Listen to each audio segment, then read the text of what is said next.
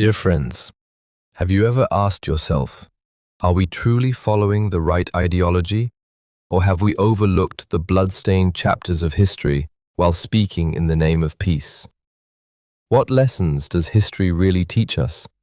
In today's episode, we will explore the political instability of the Mamluk Sultanate, the rise of powerful amirs, the decline of the Mongols, and the major Muslim campaigns against the Crusaders.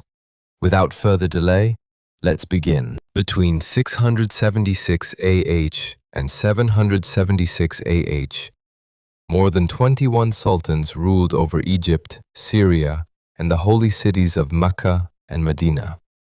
The frequent change of rulers clearly reflects the political instability and weakness of the Mamluk Sultanate. Over time, real authority shifted from the sultans to powerful amirs and Turkish military commanders.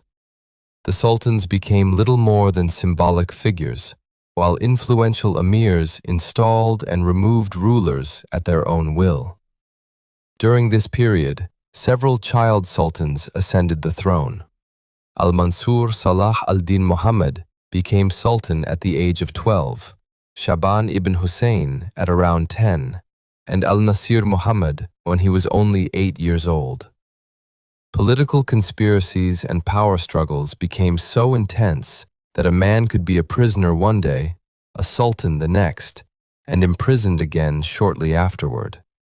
The case of Hussein Nasir illustrates this remarkable instability. In such chaotic circumstances, the office of the sultan lost its prestige and became little more than a tool in the hands of ambitious military elites. The Mongol devastation opened the way for secret diplomatic contacts between the Middle East and the Franks, European Christians, while also creating new opportunities to safeguard the remaining Abbasid Caliphate and preserve Muslim independence. Following the destruction of Baghdad and Damascus, many Mongol rulers embraced Islam and sought to live according to the Sunnah. Over time, they adopted the political customs of the region, engaging in diplomacy, fighting the Romans when necessary, making peace for political advantage, and exchanging gifts to strengthen diplomatic relations. To eliminate the Crusader presence, Sultan Al-Zahir Baybars recaptured several key cities and fortresses, including Caesarea, Arsuf, Jaffa, Antioch, Tiberias, and the fortress of Acre. Later, Sultan Saif al-Din Qalawun reclaimed Tripoli, while Al-Ashraf Khalil ibn Qalawun recaptured Acre.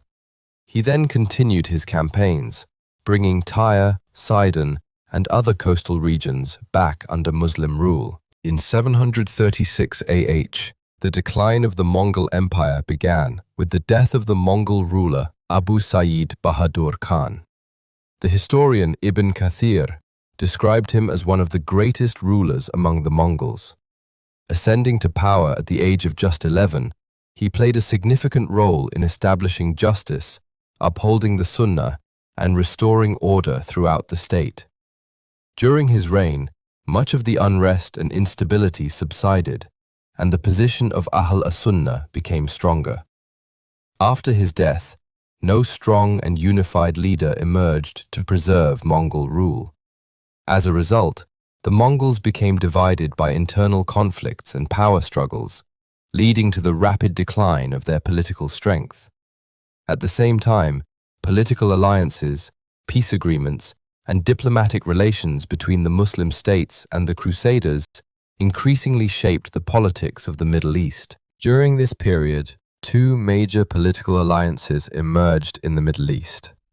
One alliance consisted of the Franks, European Christians, Al-Salih Ismail, the ruler of Damascus, Al-Nasir Dawood, the ruler of Karak, and Al-Mansur, the ruler of Homs. The opposing alliance was formed by the Khwarezmian forces and Al-Salih Ayyub, the Sultan of Egypt. The rivalry, military campaigns, and political struggles between these two coalitions significantly influenced the balance of power and led to several important historical events involving both the Muslim states and the Crusaders. Later, the existing alliance collapsed, and new political coalitions emerged. One side consisted of the Franks, European Christians, and the Egyptian forces, while the other was led by the ruler of Syria and the Abbasid Caliph of Baghdad. As fierce fighting broke out between the two sides, the Caliph sent Sheikh Najm al-Din Badra'i to mediate the conflict. Through his efforts, a peace agreement was reached. During this period, some Egyptian troops sought the support of the Franks and promised to hand over Jerusalem if they helped them defeat the Syrian forces. This episode illustrates the intense political rivalry and power struggles of the time. Some other groups were also accused of maintaining close ties with the Franks, European Christians. One notable example occurred during the reign of Sultan Al-Ashraf Khalil. Because of their long-standing connections with the Franks, he launched military campaigns against them in the Kezawan Mountains and the Jurud region, viewing them as a threat to the Muslim state. Military campaigns were led by Bundar, with Shankar al-Ashkar serving as his deputy. Although Muslim rulers and the Franks occasionally exchanged gifts and maintained diplomatic relations, such cooperation was relatively rare. In reality, conflict and jihad against the Crusaders remained the defining feature of their relationship. Most of these temporary alliances were formed to ensure political survival, gain an advantage in internal power struggles, and secure external support against rival factions. Dear viewers, this concludes today's discussion. We hope this episode has given you a clear understanding of the Mamluk Sultanate, its political instability, and the major historical events of that period. If you found this video helpful, please give it a like, share your thoughts in the comments, and share it with others who are interested in history. For more informative videos on Islamic history, be sure to subscribe to our channel and turn on the notification bell. Take care, stay healthy, and thank you all for watching.